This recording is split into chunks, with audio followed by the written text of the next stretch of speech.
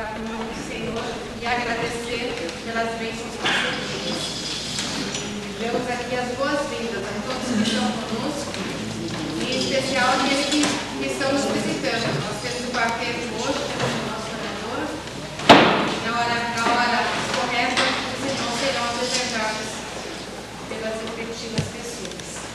Eu vou pedir que todos abram suas Bíblias em Efésios 4, de 1 a 13. Vamos nos colocar de pé para fazermos essa leitura bíblica.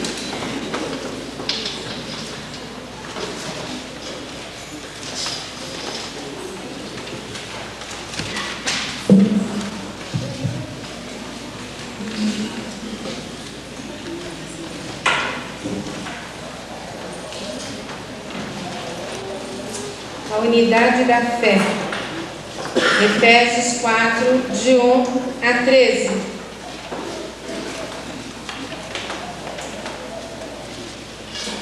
As mulheres lerão os versículos pares e os irmãos os versículos ímpares. Comecemos. Rogo-vos, pois eu, o preso do Senhor, que andeis como é digno da vocação com que fostes chamados. Homens, 2. Com toda a humildade e mansidão, com toda a humildade, suportando-vos uns aos outros em amor, procurando guardar a unidade do Espírito pelo vínculo da paz. Há um só corpo e um só Espírito, como também fostes chamados em uma só esperança da vossa vocação. Um só Senhor, uma só fé, um só batismo. Um só Deus e Pai de todos, o qual é sobre todos e por todos e em todos. Mas a graça foi dada a cada um de nós, segundo a medida do dom de Cristo. Ele que diz, subiu ao alto, levou cativo o cativeiro e deu dons aos homens. Ora, isto ele subiu, que é senão que também antes tinha descido às partes mais baixas da terra? Aquele que desceu é também o mesmo que subiu acima de todos os céus para cumprir todas as coisas. E ele mesmo deu uns para apóstolos, e outros para profetas, e outros para evangelistas, e outros para pastores e doutores, querendo aperfeiçoamento dos santos para a obra do ministério, para a edificação do corpo de Cristo, até que todos cheguemos à unidade da fé e ao conhecimento do Filho de Deus, a varão perfeito, à medida da estatura completa de Cristo. Leiamos todos esse último versículo, por gentileza. Até que todos cheguemos à unidade da fé e ao conhecimento do Filho de Deus, a varão perfeito, à medida da estatura completa de Cristo. O que estamos fazendo aqui hoje? Louvando e agradecendo a Deus por mais um ano que Deus tem concedido à nossa congregação. E estamos desde quinta-feira, desde ontem, num motivo muito especial, que é as nossas séries de conferências, para nós ouvirmos a palavra do Senhor. E é esse intuito, é para esse intuito que nós estamos aqui. E eu vou pedir que o irmão Haroldinho esteja agradecendo por esses 37 anos de nossa igreja, e também que aqui hoje nós possamos ouvir a voz do Senhor. E aquele que ainda não entendeu esta voz, ele possa entender através das músicas entoadas, através da palavra de Deus, ministrada pelo pastor, que daqui a pouco estará falando, mas que em toda a nossa adoração, você possa entender que o único objetivo que Deus quer é que você entenda que um dia Cristo morreu na cruz para te salvar. E nesse instante que Ele morreu na cruz para te salvar, Ele teve algo muito especial para a tua vida, como teve para todos nós que já aceitamos esse Salvador. Oremos. Senhor Deus, queremos louvar o teu nome, mais uma vez esse dia, por aquilo que tu és, por as bênçãos que temos recebido, Senhor Deus, aquelas que dependemos de nós. Queremos te louvar também das forças para vencer e vai enfrentá-las uma a uma. Queremos, Senhor, pedir perdão pelos nossos pecados, para que nos purifique, Senhor Deus. Queremos pedir também para que nos prepare para este corpo, possamos estar de coração aberto, Senhor, para receber a tua mensagem, mas com o entendimento realmente voltado para que tu tens para nós hoje à noite. Seja com cada irmão que está aqui, ó Pai, para todas as atos de louvor que serão aqui, limitados a ti, Senhor, quer sejam musicais, quer seja uma palavra, Senhor, quer seja uma oração que tu possas estar conosco, Senhor Deus. Agradecemos mais uma vez, principalmente pela salvação em Cristo Jesus. Agradecemos pela tua proteção, pela tua misericórdia, por todas as tuas provisões. Pedimos por aqueles membros que não estão aqui, Senhor, pedimos que tu possas também dar uma bênção a cada um, que tu possas também trazer, Senhor, amanhã e domingo, Pai.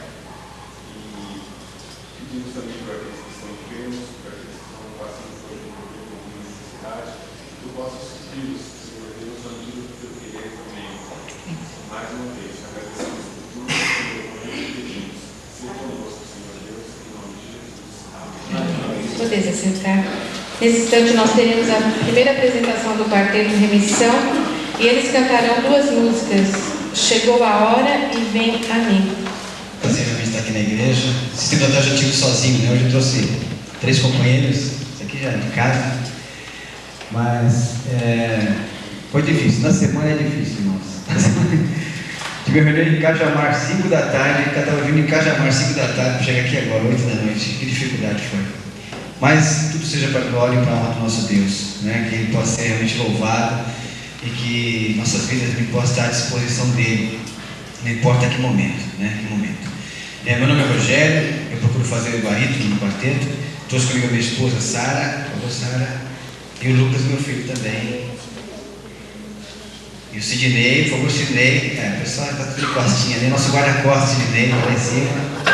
Com a esposa dele, a Sueli, está conosco, a Michelle, a filha dele, e a minha sobrinha Daniele, por favor, Daniele. Trouxemos a comitiva, né? Por favor. Oi? Ou você quer? Nós temos um convidado mesmo, Isaac. Prazer, Isaac, em rever você. Prazer. Boa noite, irmãos. Realmente, né, gostar aí, como o Rogério falou, pedir desculpa aos irmãos. Não está na nossa natureza esse tipo de coisa, chegar atrasado no culto. É a primeira vez que acontece isso. Tínhamos marcado 15 para 7 aqui, né? Mas aconteceu muitas coisas hoje, depois das 4 horas. Né? Reunião em Cajamar, sair de reunião às 6 horas da tarde, isso tudo por lá da Zona Sul e Zona Oeste. Imagina, né? Atravessar a cidade hoje é complicado. Mas nós ficamos felizes, o quarteto está feliz por estar aqui, porque nós poderíamos pôr o pretexto, falar que não deu tempo, adiar, mas não, nós viemos aqui. Então estamos felizes para louvar e bendizer o Senhor juntamente com os irmãos, amém? É um motivo de muita alegria estar voltando nessa igreja. Igreja pastor Haroldo Rosendo Rico, né? Pastor que eu particularmente amo muito, né? E gosto muito também, e o motivo de estar louvando a Deus juntamente com os irmãos nesta noite, né? Eu tento cantar o segundo tenor, né? E hoje vai ser aquela coisa, né? Muita correria, mas nós vamos estar aqui tentando fazer o melhor para a honra e glória do Senhor. Graças a Deus, irmãos, meu nome é Fábio, eu sou o primeiro tenor do quarteto, moro bem perto dos irmãos, eu moro na divisa de São Paulo com Tapicirica da Serra, né? Eu acho que quase ninguém conhece aqui, né? Muito longe mesmo, né? Já é longe para estar ensaiando, né? Depois, geralmente ali a região de ensaia, Sapopemba, né? Para cima aí, mas para cá, nem o nome direito eu sei. Eu vim seguindo aqui o Ezequiel e ele me deixou aqui. Se falar para onde eu vou, eu nem sei como voltar, mas Deus sabe de todas as coisas, né?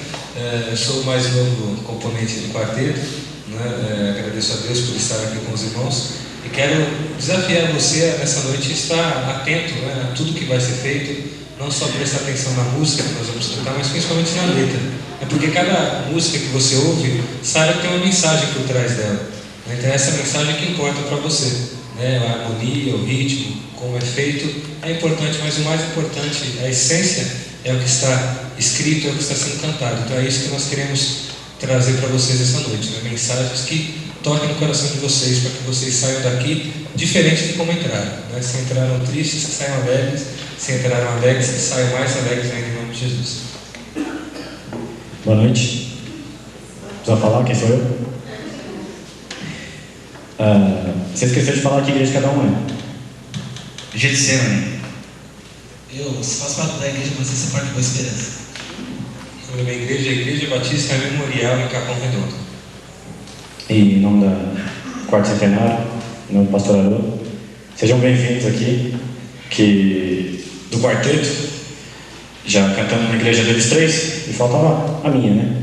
A nossa. E muito me alegra o coração de ter meus irmãos mais velhos aqui. Para quem não me conhece, meu nome é Rafael e eu canto baixo.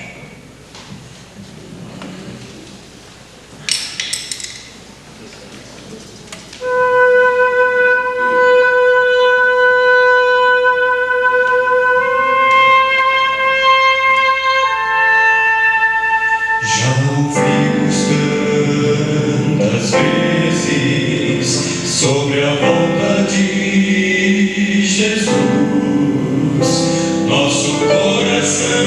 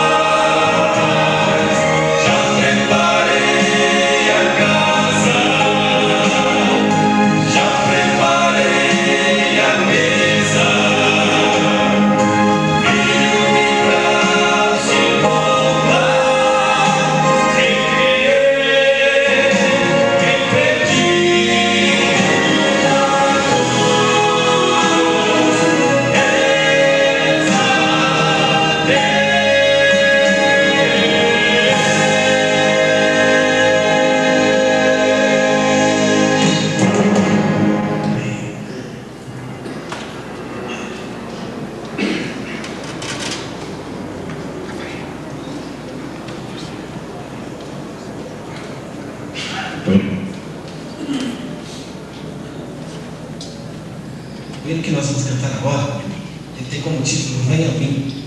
Eu gostaria que você continuasse nessa concentração que o nosso irmão Fábio aqui falou, de estar prestando atenção nas letras dos hinos. São letras que realmente falam ao nosso coração. E nós tentamos cantar aquilo, passar aquilo que cantamos, né? E essa letra é uma letra muito especial para mim, né? Que Deus, através de Jesus Cristo, Ele convida a você a estar mais perto dele. E eu não sei se você está passando por algum problema, alguma dificuldade, mas Jesus Cristo, Ele fala: vem a mim, um eterno amor te amei. Que se há algum irmão aqui, alguma pessoa que está passando por dificuldades, problemas, que acha que não tem solução, não se esqueça de estar entregando o seu problema, a sua vida nas mãos de Deus, que através de Jesus, Ele te ama com amor eterno, com amor sem fim, e com certeza Ele vai estar do seu lado, te ajudando a passar as dificuldades, as lutas, as tribulações que você tem na sua vida, que como todos nós temos, né? Então não se esqueça que Jesus, Ele te ama com amor eterno.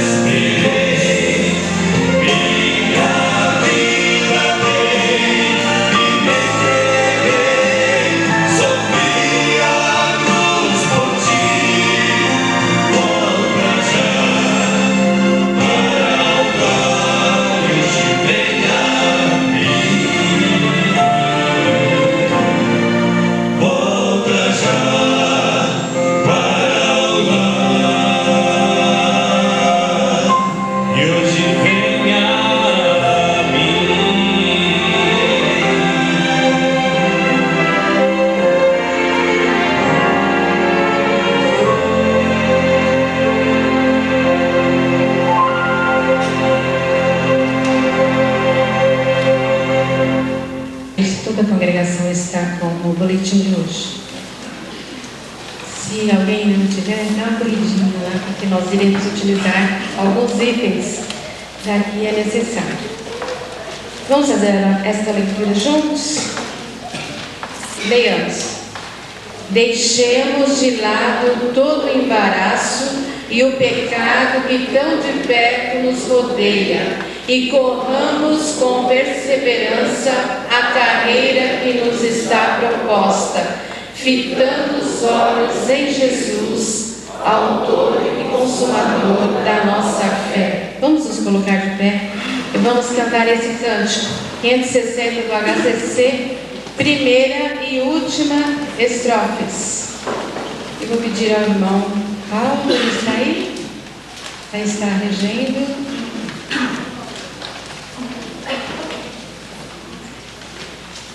Vamos cantar com todo fervor. Esse é um hino onde está mencionando realmente o que acabamos de ler. Deixemos de lado todo o embaraço e o pecado que tão de perto nos rodeia e corramos com perseverança a carreira que nos está proposta. Uma situação aqui de corramos.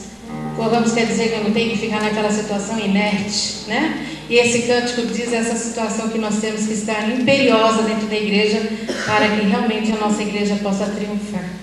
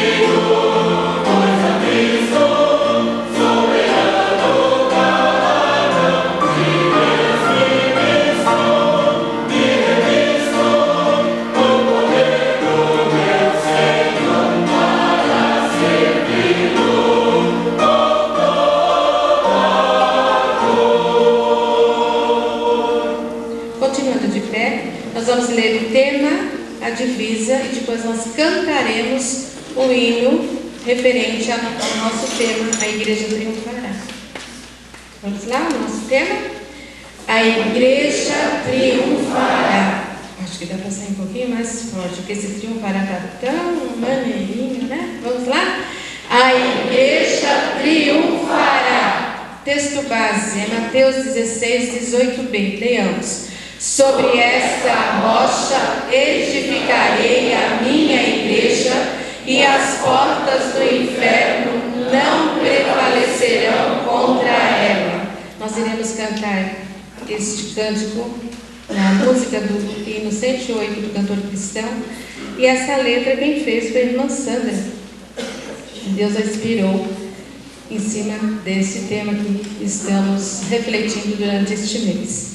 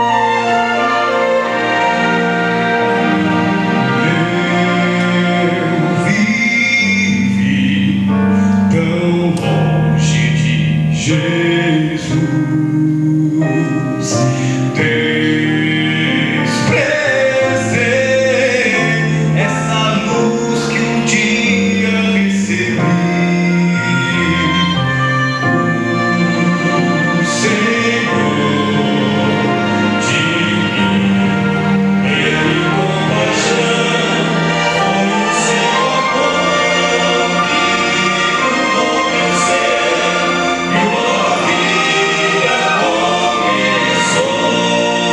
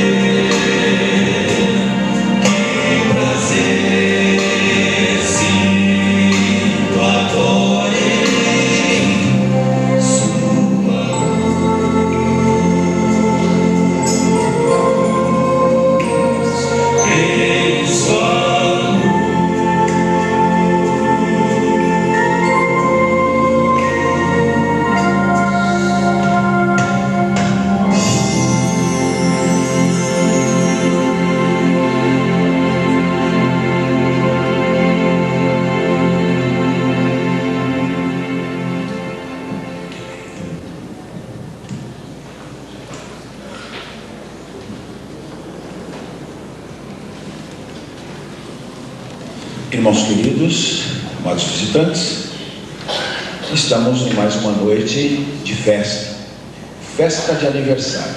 Estamos celebrando o aniversário, 37 anos de organização de nossa igreja. 25 deles estamos juntos, trabalhando na obra de Deus.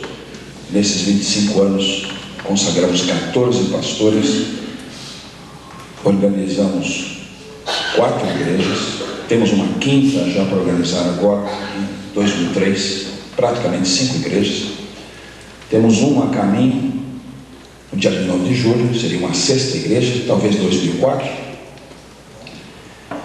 Tivemos uma congregação montada em Osasco, que passamos para uma igreja da região de Osasco, prontinha, com lugar de pregação, com as cadeiras, e naquele momento não tínhamos liderança para se deslocar até lá. E combinando com um dos meus alunos, passamos para a igreja dele, congregação montadinha em Osasco. Estamos em missões mundiais, sustentando pelo PAN, uma missionária no Equador, e diretamente pela igreja, o pastor Belmires e sua família na região dos Andes. Nossa igreja é fiel no plano cooperativo e fiel em todas as ofertas missionárias, todas elas.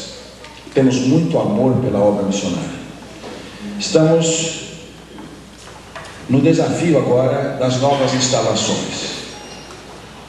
Temos terreno, comprado e pago, 1.600 metros, e já uma comissão nomeada para estudar os passos que deverão ser dados pela igreja para que novas instalações estejam disponíveis o mais rapidamente possível, até porque o tamanho da nossa estrutura nos restringe bastante.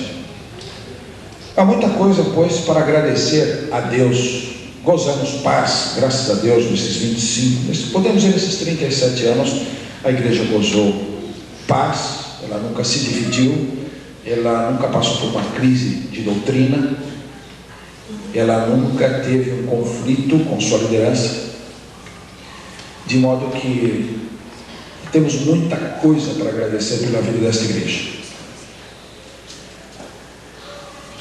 E basicamente, esta igreja é uma igreja que ama e zela pela sã doutrina e prestigia, privilegia a palavra de Deus. Não nos desviamos, nem para a direita, nem para a esquerda, nas propostas, nas alternativas de um cristianismo hoje muito comprometido com uma aproximação mundana. Somos intransigentes em manter as bases, manter as linhas de um cristianismo fiel às Escrituras, seja qual for o preço que tenhamos que pagar. Muita coisa a agradecer. Apresentar um pregador é uma tarefa difícil, né? Uma tarefa desafiadora e de grande responsabilidade, né? Apresentar um pregador, vocês sabem disso, passar o culto para alguém é alguma coisa que pesa muito. E como eu tenho aqui hoje o pastor João Marcos Pedrosa, da Igreja Batista de Cumbica, ele esteve aqui alguns anos perto de nós, aqui na Coab, fazendo um grande ministério, e hoje Deus apresentou um desafio para ele, de pegar um trabalho praticamente novo. Eu creio que a igreja ali, o seu irmão não é o primeiro, é um dos primeiros, né? Terceiro? É um trabalho novo, que começou perto da base aérea. Inclusive a igreja tem um compromisso de evangelização dos militares da base aérea de Cumbica, em São Paulo. Primeira vez que eu tive contato com o pastor João Marcos Pedrosa foi num aniversário da igreja dele. Eu fui pregar lá. E eu cheguei e levaram para o gabinete. E enquanto ele estava ocupado lá e conduzindo a preparação do trabalho, eu fui olhar a biblioteca. E aí eu já gostei, né? Eu já gostei de ver o que ele tinha lá nas suas prateleiras. Já não precisou de mais muitas recomendações, porque é um homem que tem aquele tipo de livro, é um homem que tem aquele volume de livros, né? Já recomendo. Conhecemos um homem pelos livros que ele lê. Então, o que me anima, o que me conforta, o que me alegra de tê-lo hoje aqui, é porque temos um homem de Deus comprometido com a palavra de Deus, um homem que estuda a Bíblia, que conhece a palavra de Deus e que se envolve entusiasticamente em ensinar o povo a sã doutrina. Ele ama a educação teológica. Ele montou um curso de teologia na igreja de Coab. Eu não sei se prossegue aquele trabalho maravilhoso. Os crentes estavam animadíssimos com o que estavam aprendendo ali, de modo que temos uma convergência muito grande de princípios, de concepções de ministério, de amor à palavra de Deus, de ensino sério da Bíblia, e fico muito feliz por isso, porque estamos vivendo um momento, queridos irmãos, em que o povo em geral e evangélico em particular está se divorciando muito da palavra de Deus. Está muito movimento, está muito evento, está muita escolha de alternativas, e realmente estudo fundo, sério das Escrituras, com uma boa hermenêutica, especialmente a aplicação dos mesmos, é uma coisa muito rara. Creio que estamos já na alvorada do que diz Amós. Estão chegando dias, declara Deus o soberano, que eu enviarei fome a toda esta terra. Não fome de comida, nem sede de água, mas fome e sede de ouvir as palavras do Senhor. Os homens vaguearão de um mar a outro, do norte ao oriente, buscando a palavra do Senhor, mas não a encontrarão. E veja no verso 13: naqueles dias as jovens belas e os rapazes fortes desmaiarão de sede. Não está acontecendo isso com a juventude hoje? Muito auê, muito oba-oba, muito barulho, pouca Bíblia. Então, fico feliz, porque se isso é verdade, uma grande extensão do cristianismo contemporâneo, particularmente no Brasil, também é verdade que homens sérios como João Marcos Pedrosa se debruçam sobre a palavra de Deus, pagam o preço de ser pastor de verdade, mestre da Bíblia, e levar o povo pelo caminho estreito, caminho difícil, que é exatamente o que nos propõe a palavra de Deus. Então passo a ele esta tribuna hoje com muita alegria, porque sei que vou ouvir coisa boa, que vai me edificar, que vai edificar os irmãos. E vai ler a palavra de Deus, e depois do interlúdio musical trará a pregação desta noite. Pastor João Marcos Pedrosa, palavra sua.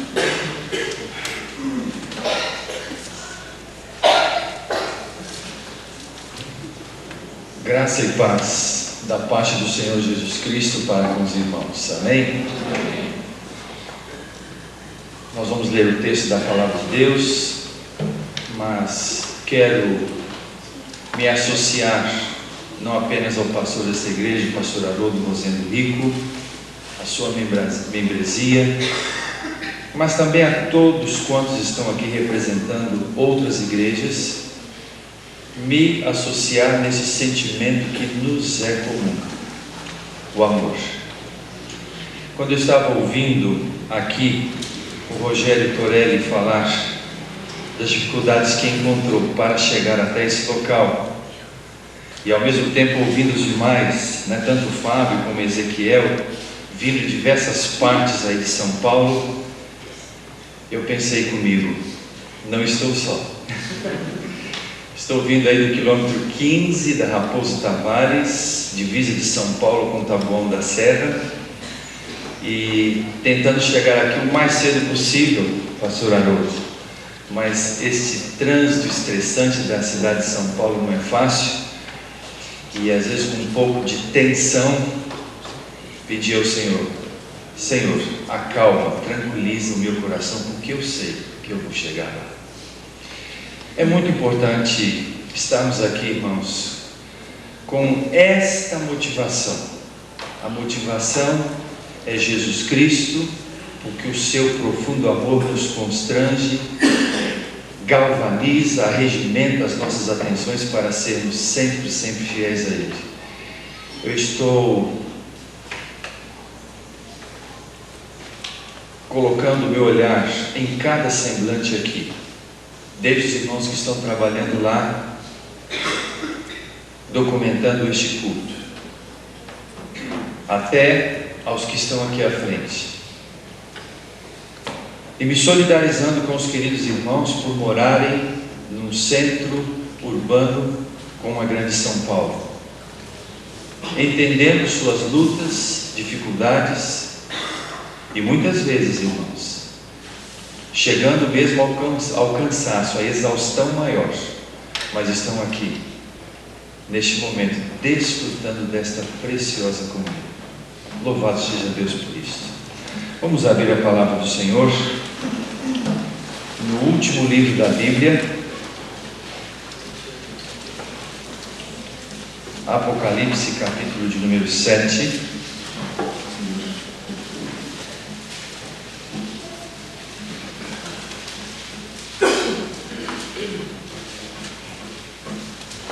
Para que nós possamos ler a palavra de Deus dos versículos 13 a 17. Apocalipse 7, 13 a 17. Numa postura tanto de vigilância física, mas sobretudo espiritual, eu peço à congregação que se coloque em pé para que leiamos a palavra do Senhor.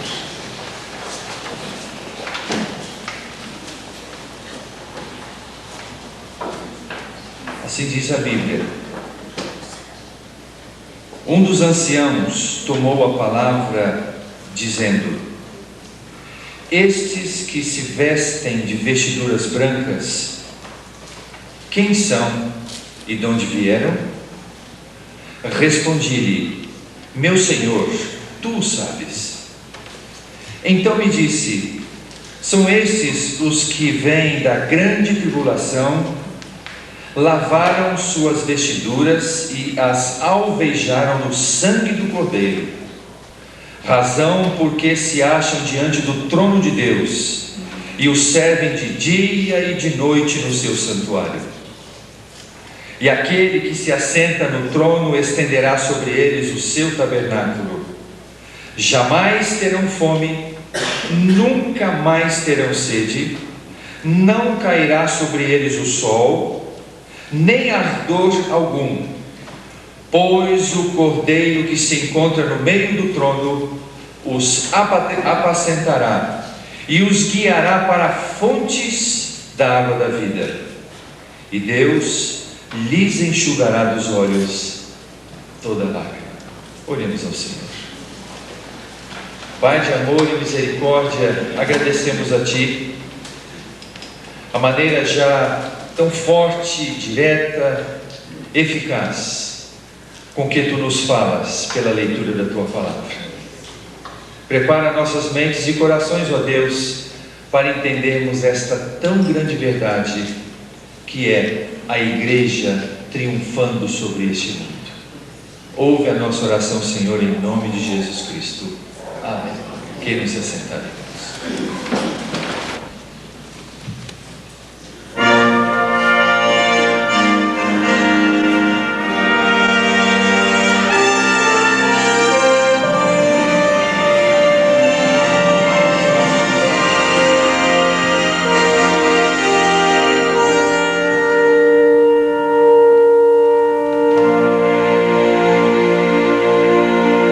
Deus nos chama para servir, o seu nome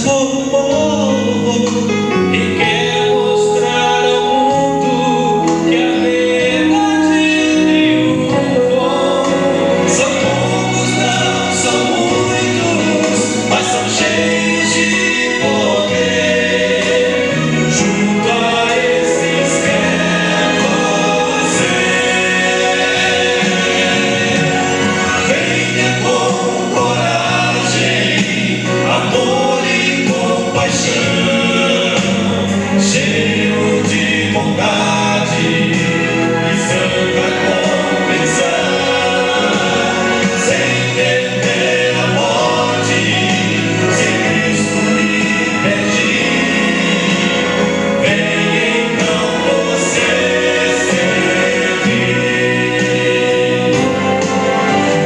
Venha com coragem, amor e compaixão, cheio de bondade e santa convicção, sem temer a morte, se Cristo lhe pedir, vem então você servir. Vem então você servir. Vem então você servir.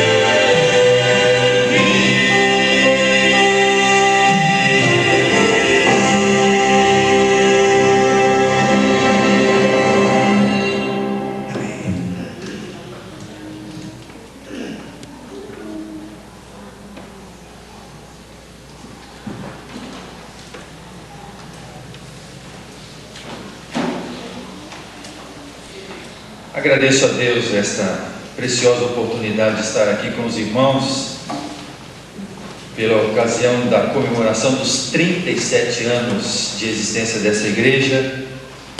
Agradeço ao pastor Haroldo a confiança que tem na minha pessoa, a recíproca verdadeira no que diz respeito a algumas afinidades espirituais que nós temos entre a minha pessoa e a pessoa do vosso pastor.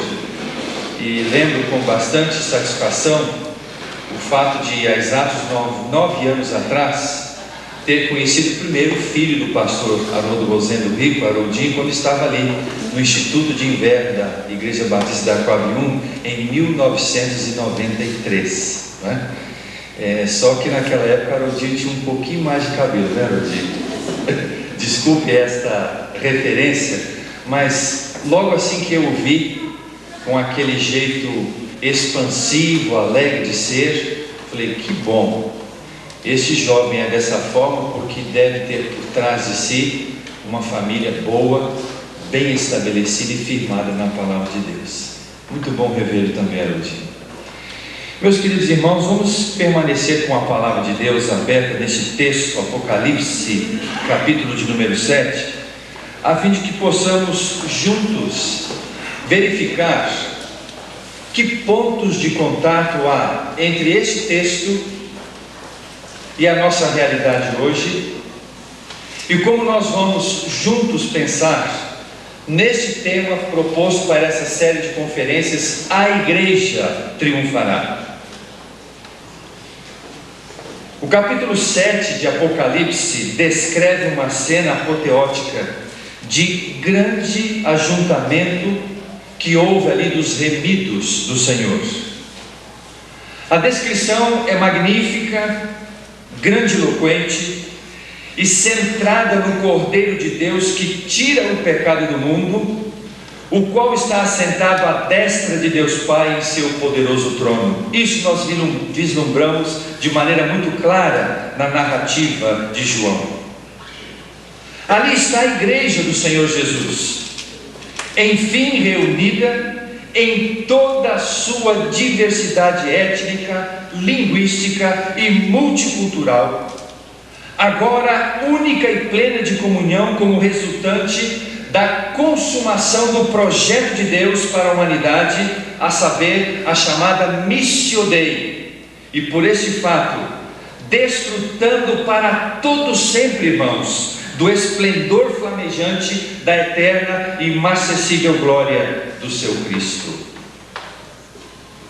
Por um certo espaço de tempo, a pequena ilha de Patmos se transforma numa espécie de centro do universo, para onde converge de forma intensa a ação revelacional de Deus diretamente ao coração do apóstolo João. Este, por seu turno, arrebatado em seus sentidos, tamanha a beleza da visão dos glorificados, descreve com fidelidade o mais belo quadro dos céus. E qual é este quadro? A igreja triunfante, humildemente postada diante do seu Senhor, glorificando-o pelos séculos dos séculos. É interessante notar, irmãos e amigos, como João, sendo fiel à visão que tivera dos céus, descreve com detalhes aquele grande ajuntamento do povo de Deus, o qual fora lavado e remido pelo sangue do Cordeiro.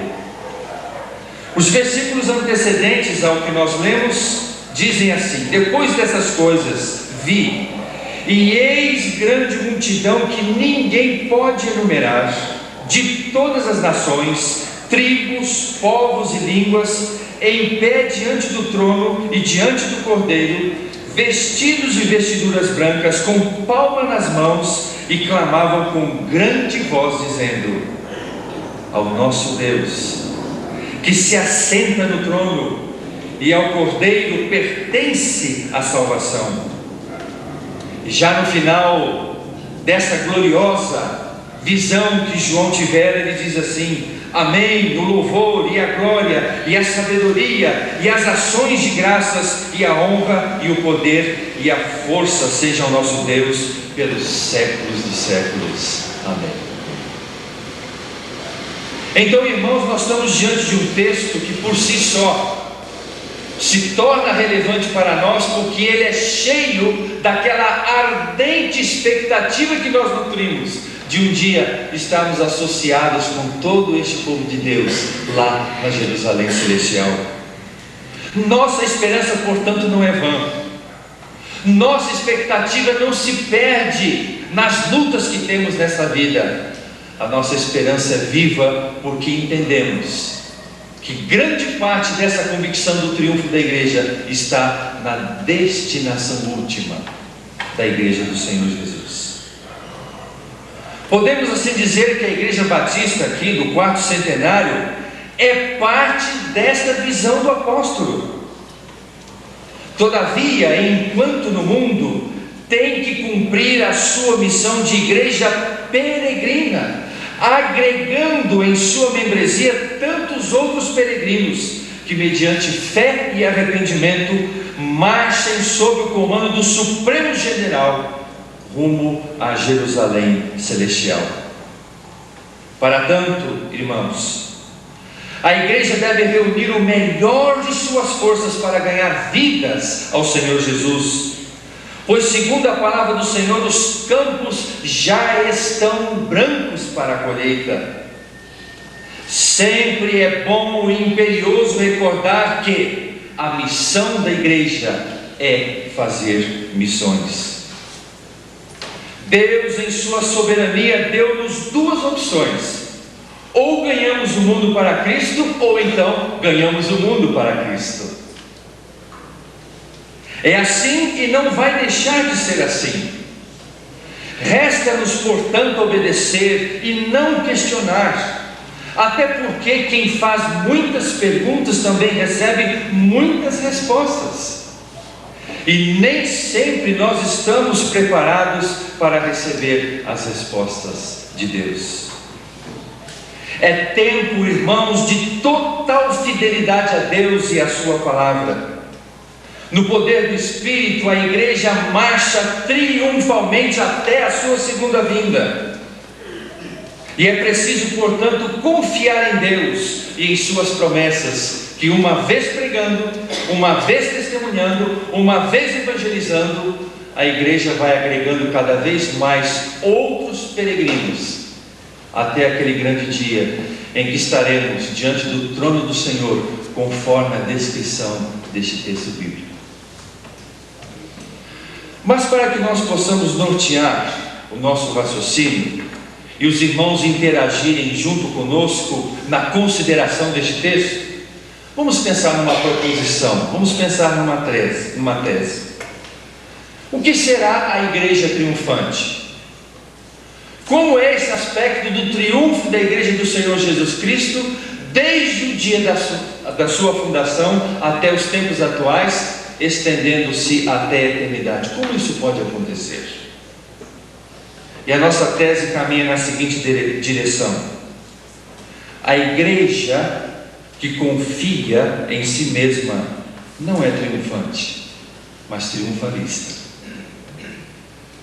Há uma diferença, irmãos, entre triunfar, entre ser triunfante e ser triunfalista.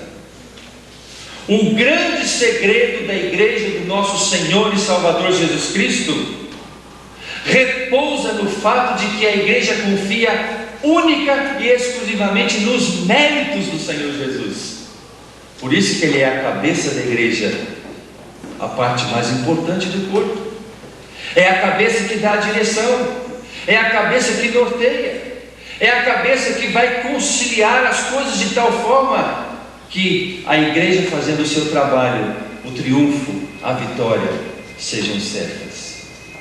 Por isso, irmãos, no triunfo da igreja do Senhor Jesus Cristo há que se considerar isto: a igreja não pode confiar tão somente em si mesma, não confiar, vamos por assim dizer, nos muitos irmãos ilustres que uma igreja pode ter, em grandes expositores da palavra do Senhor, num templo bem construído, bem estabelecido, em finanças sólidas. Tudo isso é muito bom, tudo isso é necessário, mas a confiança da igreja não repousa nestas coisas, mas sim no seu Senhor, a saber, Jesus Cristo.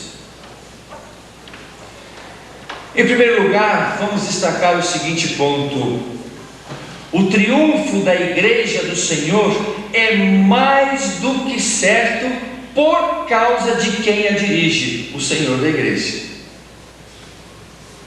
Nós entendemos até, irmãos, que a igreja é do Senhor quando ela humildemente, obedientemente aceita as orientações do Senhor da igreja.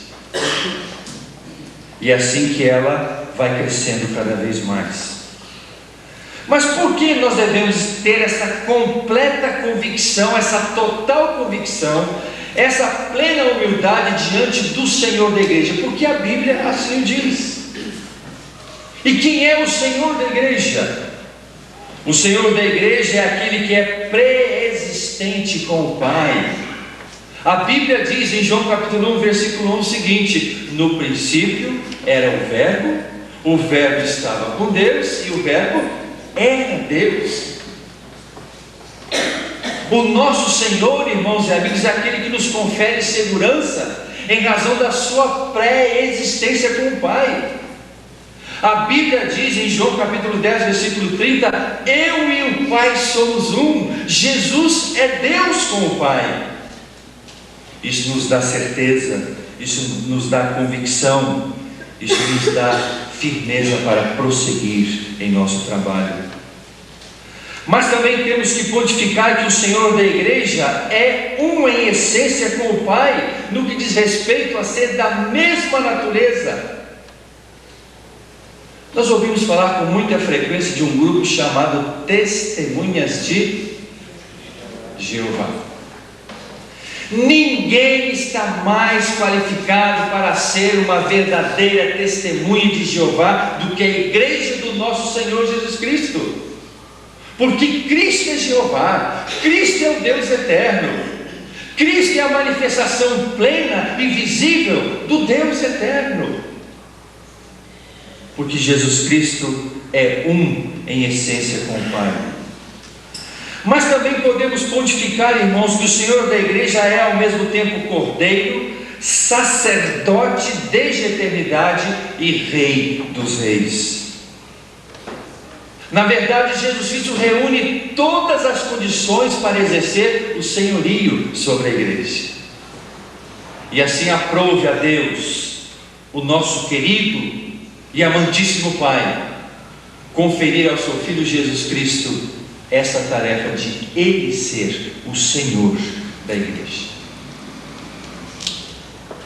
Quando nós entendemos, irmãos, E quando nós operacionalizamos, quando nós colocamos em prática o nosso entendimento, o fundamento da nossa crença, percebendo que este Jesus Cristo é o Senhor da igreja, haja o que houver, venha o que vier, nós nunca vamos perder o rumo.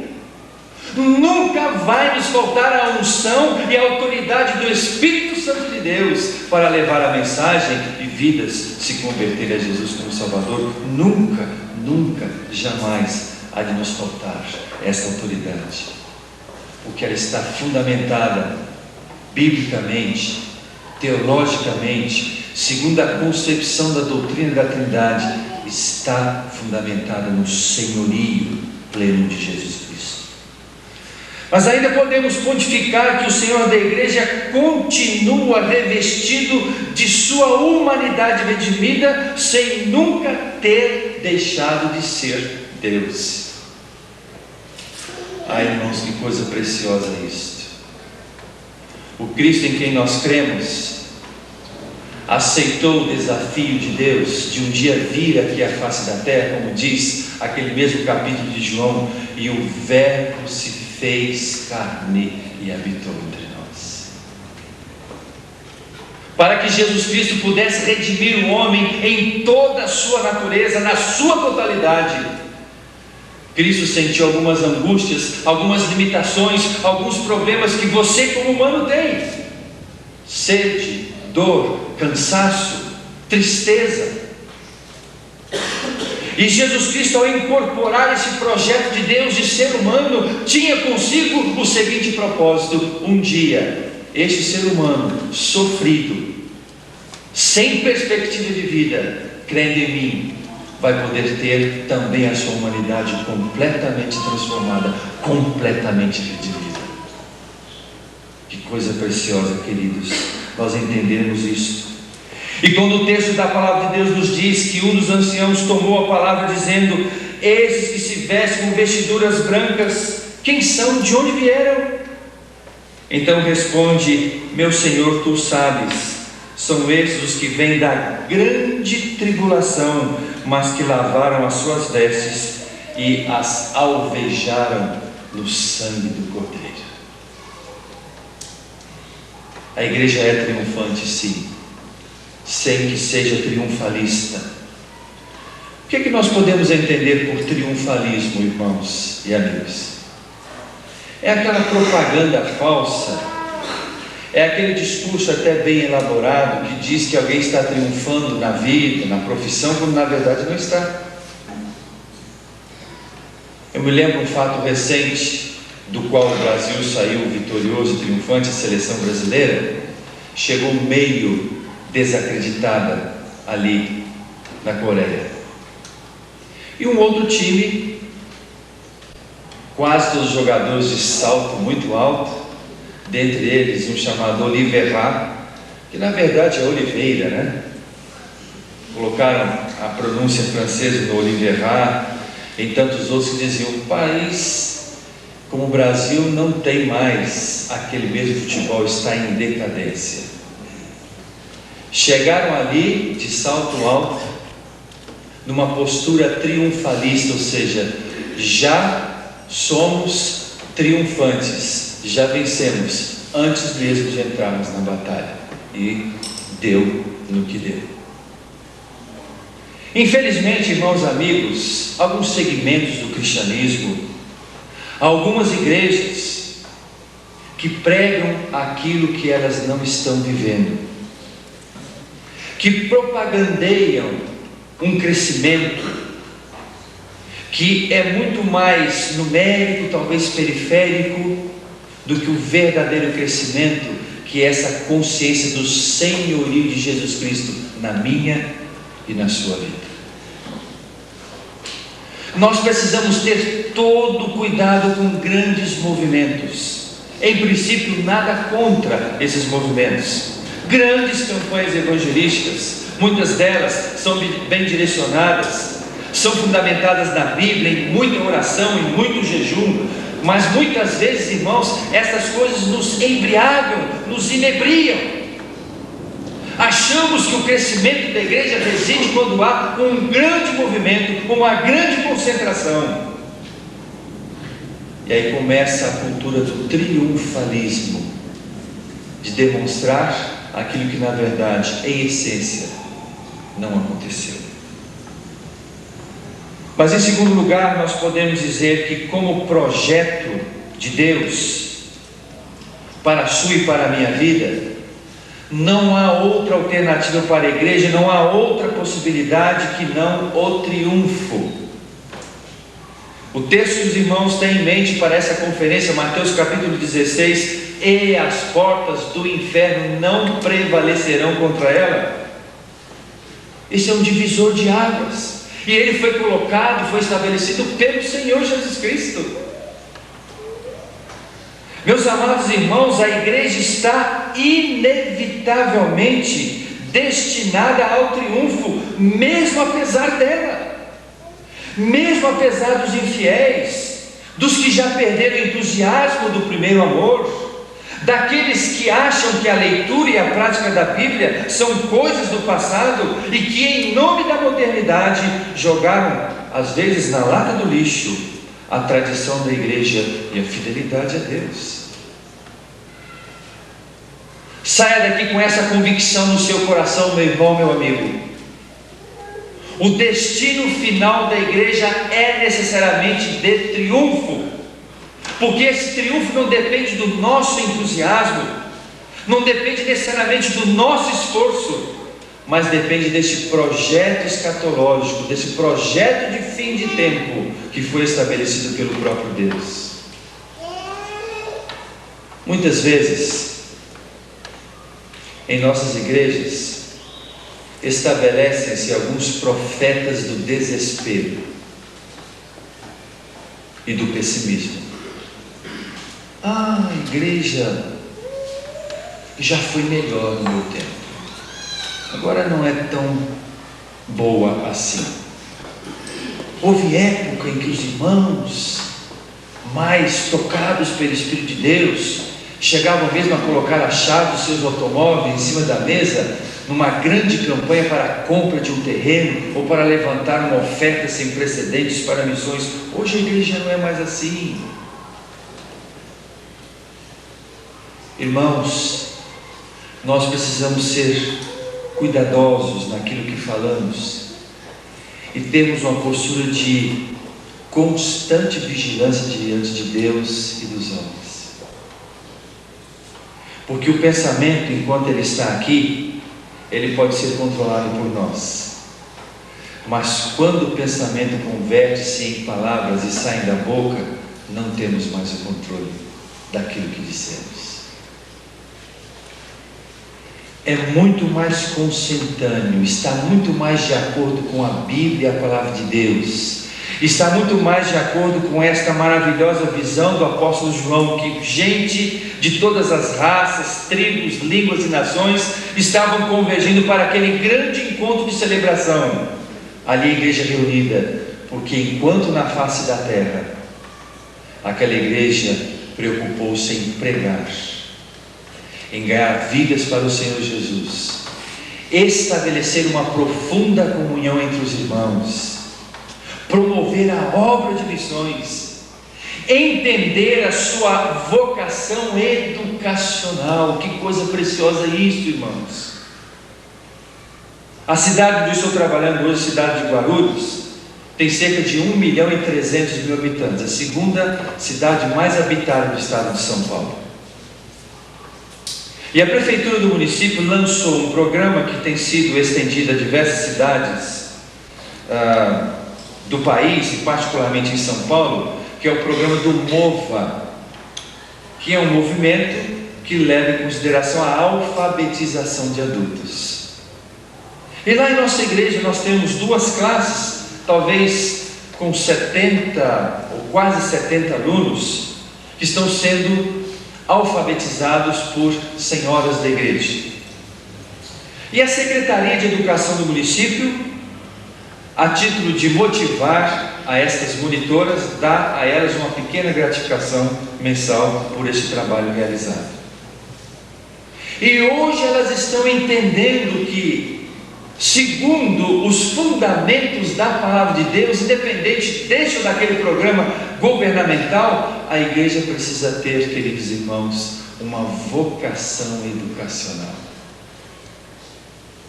Chamar as pessoas que estão desvalidas nas ruas, não somente para um prato de sopa, mas para que elas possam ter o verdadeiro direito à cidadania, uma vez que são alfabetizadas, uma vez que possam ter acesso ao conhecimento, sobretudo o conhecimento da palavra de Deus. Queria ponderar, junto com os irmãos, nesta trajetória de 37 anos de existência da Igreja Batista do Quarto Centenário, que os meus queridos irmãos, obedientes à visão do apóstolo aqui neste texto, entendendo que a Igreja do Senhor Jesus Cristo é sal da terra e luz do mundo onde ela se encontra, que os irmãos apoiem o seu pastor na sua visão evangelística, na sua visão educacional, na sua visão de missões, na sua visão social, fazendo com que a igreja cada vez mais, segundo Atos capítulo 2, possa cair na graça do povo por estar fazendo a obra do Senhor com alegria no coração. Nesses meus 20 anos de ministério, eu tenho descoberto uma coisa, que todas as vezes que nós fazemos algo para a glória de Deus, com prazer e não com pesar, a alegria é indescritível no meio do povo do Senhor. Me lembro com muita saudade de uma experiência assim, em que numa pequenina igreja que eu estava pastoreando ali nas Minas Gerais, éramos um pequeno grupo, mas com o coração ardendo de paixão e de amor pelas almas perdidas. Fomos às ruas para falar com as pessoas. Gastamos a manhã e a tarde daquele dia de sábado anunciando a Jesus Cristo como Salvador. E no culto da noite, um tanto cansados, na expectativa de receber de Deus algum tipo de resposta, como é que foi o nosso trabalho?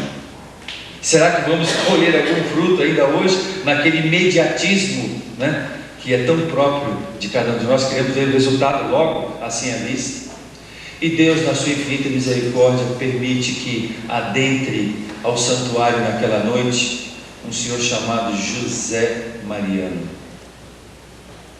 um dos homens mais temidos da cidade, porque tinha em sua casa um grande centro de macumba. José Mariano possui um altar em sua casa, irmãos, com diversas imagens, todas elas destinadas ao culto da Umbanda, da Quimbanda, do Candomblé, fazendo daquilo uma verdadeira salada. Ele era temido na cidade por causa dos trabalhos e da pólvora que ele riscava no chão. E lá estava José Mariano.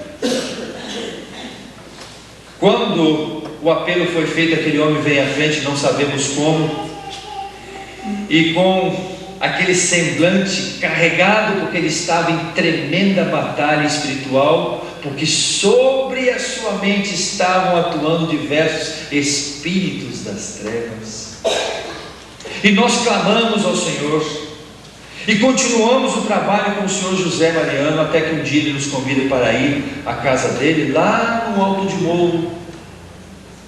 E ele então abre a porta de uma das dependências da sua casa, onde funcionava aquele centro de macumba, e diz: pastor, estão aqui as imagens, o senhor pode levar tudo embora. Nós enchemos desses sacos de café, de estopa, enchemos aquele saco de imagens, é preto velho disso, pai Joaquim daquele outro, Iemanjá, Senhora Aparecida, tudo ali junto, tudo misturado.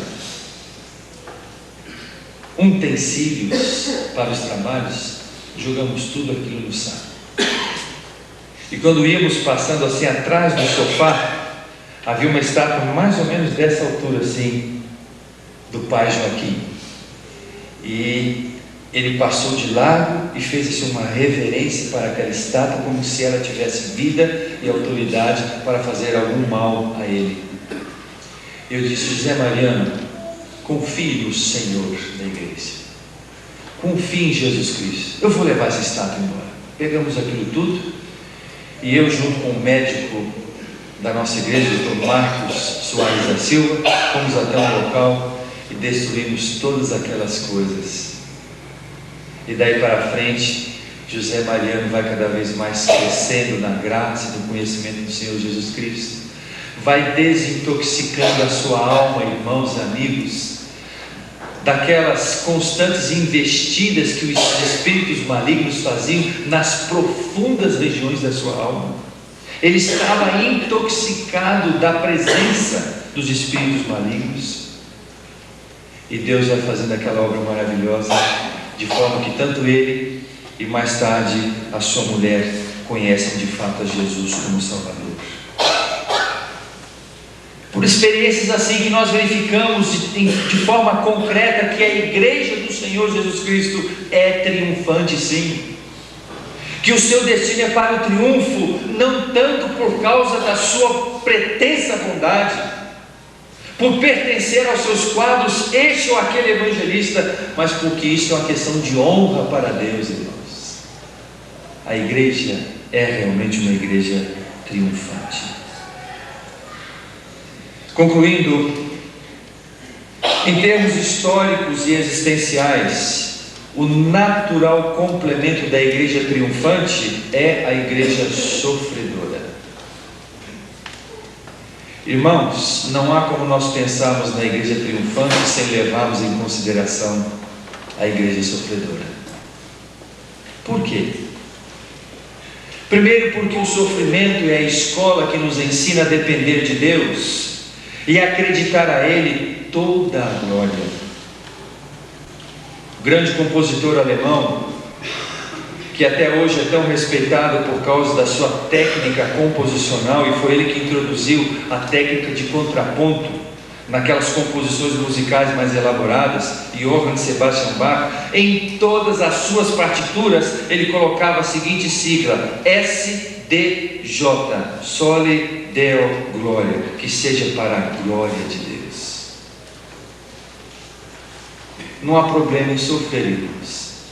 Muitas vezes nós precisamos de um certo sofrimento em nossa vida.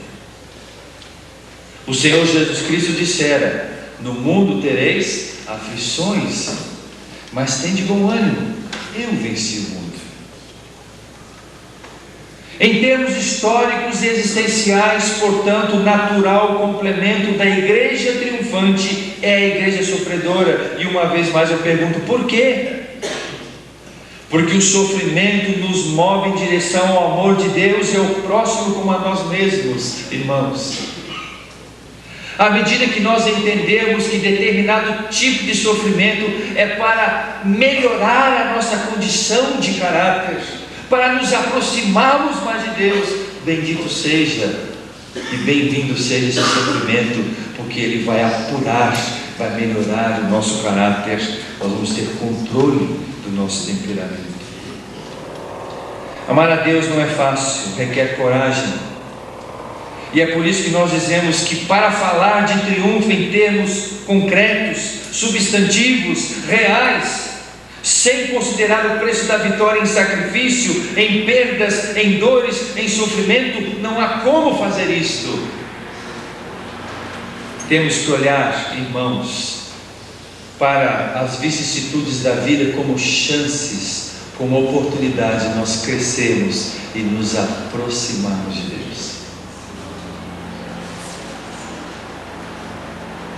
Em 1943, em pleno desenvolvimento da Segunda Guerra Mundial, foi preso um pastor chamado Dietrich Bonhoeffer. Esse pastor foi preso porque negou-se a associar-se ao sistema estabelecido por Adolf Hitler, como alguns pastores luteranos vergonhosa e covardemente se associaram a Hitler, dizendo que realmente a filosofia de Hitler tinha fundamentação na Bíblia, porque assim como Israel era um povo escolhido de Deus, o povo alemão era a super-raça e os outros eram sub-raça. Que coisa, irmãos! Que noite negra, que noite cinzenta se abateu sobre a igreja da Alemanha naquele período da Segunda Guerra Mundial. Mas alguns, entendendo o seu papel, disseram não àquela filosofia absurda, e Bonhoeffer foi preso por causa disso. Mas ele permaneceu firme até o final,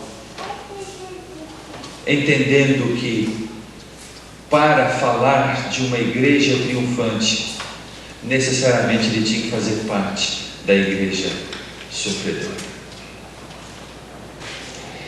Temos hoje, irmãos, no nosso próprio país, o Brasil, situações estarrecedoras. O que dizer de um patrício nosso, de um irmão nosso em termos de nacionalidade, ser igualmente brasileiro como nós, que se alimenta uma vez apenas por semana, lá no Alto Sertão Nordestino? O que dizer de algumas cidades em que as igrejas são muito perseguidas por causa do catolicismo ainda imperante? O que dizer dos nossos irmãos lá na China, pertencentes à chamada igreja underground, aquela igreja que está lá, a igreja subterrânea, que não pode ser vista pelo governo, mas que estão firmes, sofrendo e ao mesmo tempo sentindo alegria e prazer no coração, porque estão fiéis à palavra do Senhor. Ah, queridos irmãos, que nós ponderemos nesses 37 anos de existência da igreja o quão importante é, às vezes até o quão didático é, nós entendermos que o sofrimento não é assim tão ruim, se ele vem da parte de Deus, para que nós nos aproximemos dele. Mas, por que, em termos históricos e existenciais, o natural complemento da igreja triunfante é a igreja sofredora? Porque, acima de tudo, nos tornamos parecidos com o Senhor da igreja, na condição de servo sofredor. Rapidamente abra sua Bíblia em Isaías capítulo 53, para que nós verifiquemos, irmãos,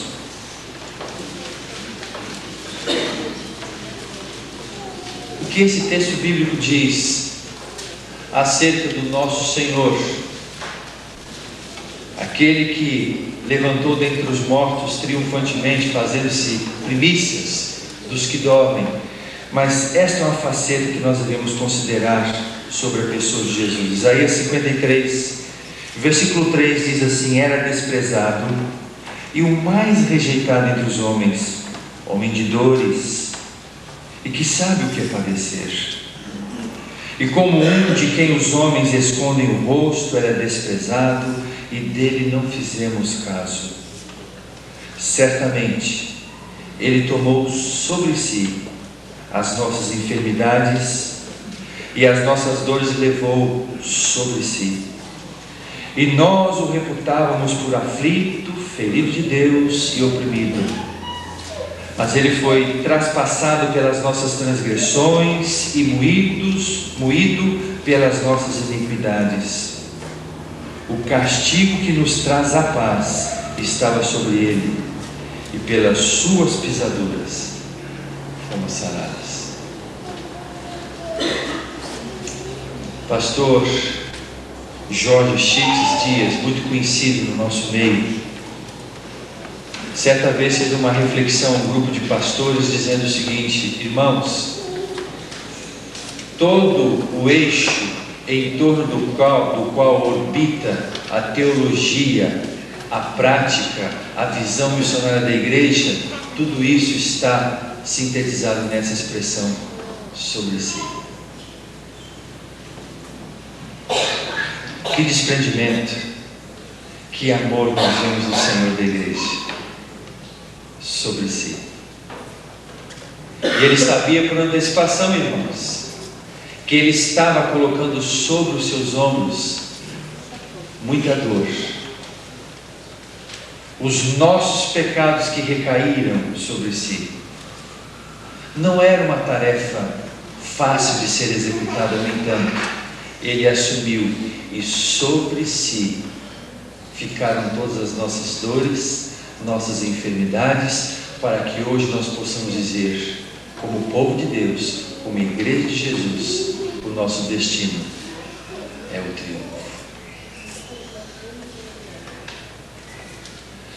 Muitas vezes nós vemos um pastor meio cabisbaixo lá na sua igreja, ou o diretor da escola dominical, ou o tesoureiro da igreja, ou a presidente de MCA, um pouco tristes, meio desolados, porque eles assumiram sobre si alguns problemas, algumas dificuldades, que não são propriamente seus, mas por identidade com o caráter de Jesus, e na condição de servos sofredores, assumem sobre si algumas coisas que vão trazer necessariamente saúde para a igreja do Senhor.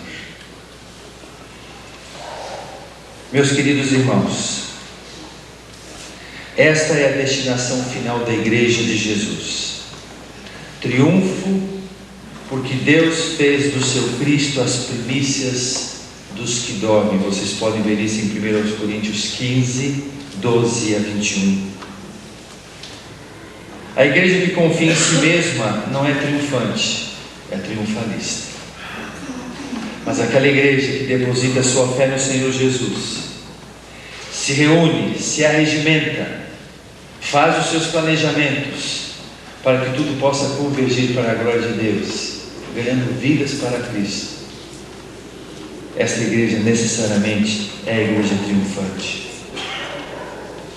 Lembremos que a nossa vitória é a vitória da cruz, com todas as suas implicações. Nosso destino final é inescapavelmente a glória excelsa de Deus. Viva isso, meu irmão. Acredite nisto. Pregue isto. Em nome do Senhor de toda a glória. Amém. Pastor.